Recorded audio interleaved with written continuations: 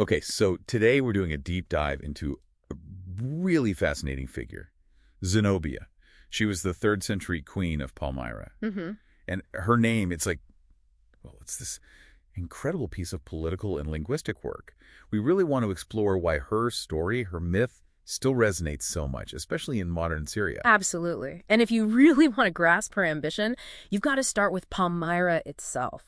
Tadmur, its other name. Right. It was this incredibly wealthy oasis city, right smack in the middle of the Silk Rags. A major hub. Totally. And that made it this sort of cultural blender. You had Greco-Roman influence, Semitic traditions, Persian elements all mixing together.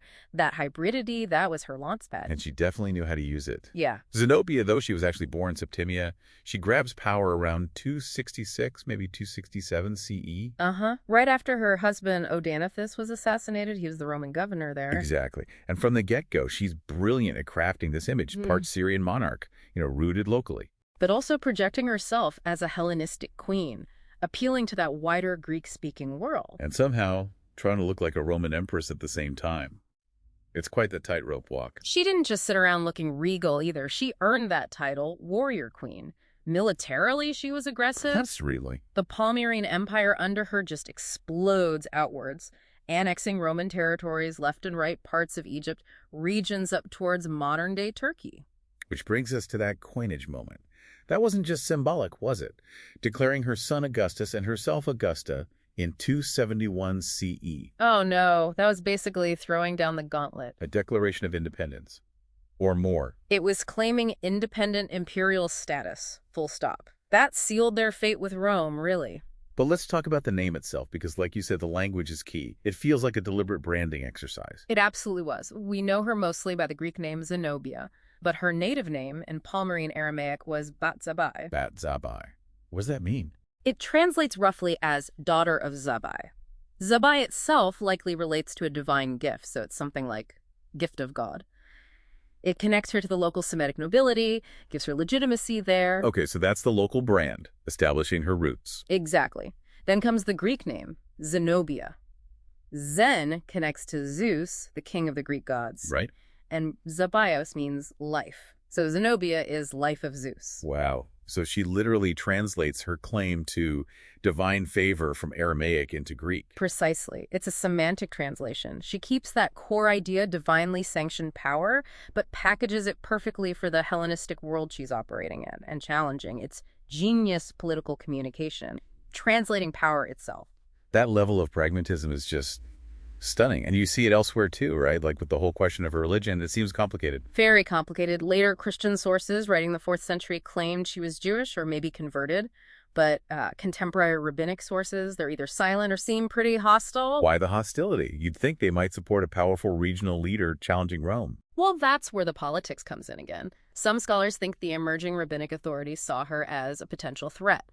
If she had succeeded against Rome, her success could have validated a strong, independent Judeo-Syrian tradition, one outside their control, just as they were trying to consolidate their own authority after the temple's destruction. So her religious tolerance, which historical sources mention, might have just been practical. Most likely, yeah.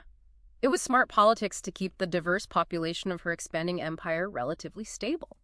Appeal across different groups. And that image, that idea of her as this non-sectarian, anti-imperial figure, it really sticks around, doesn't it? Especially in modern Syria. Absolutely. She's become this powerful symbol of national identity, of resistance against foreign domination. I mean, her image is literally on the Syrian 500-pound banknote. That's incredible staying power for a 3rd century queen. It is. And that fame, that symbolism is probably why her name popped up again, however briefly, in the U.S. It's always been quite rare here.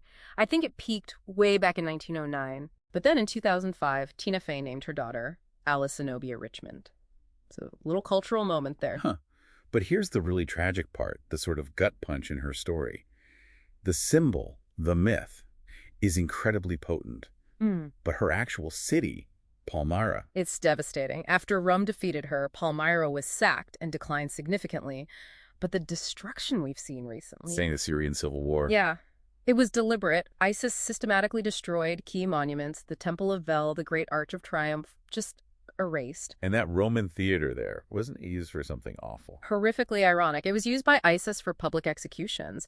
And then later, after Palmyra was retaken, the Russians held a classical music concert there, a military orchestra. The symbolism is just heavy. So the physical city, the tangible history she represents, is being destroyed or instrumentalized even while her myth thrives. Exactly. Her ambition, her challenge to Rome ultimately led to Palmyra's decline back then. So it really makes you think, doesn't it? What does it actually mean when the story, the carefully crafted myth of this defeated queen, which is still used today by governments, by resistance groups, by celebrities, seems to matter more than preserving the actual physical ruins of the history she left behind?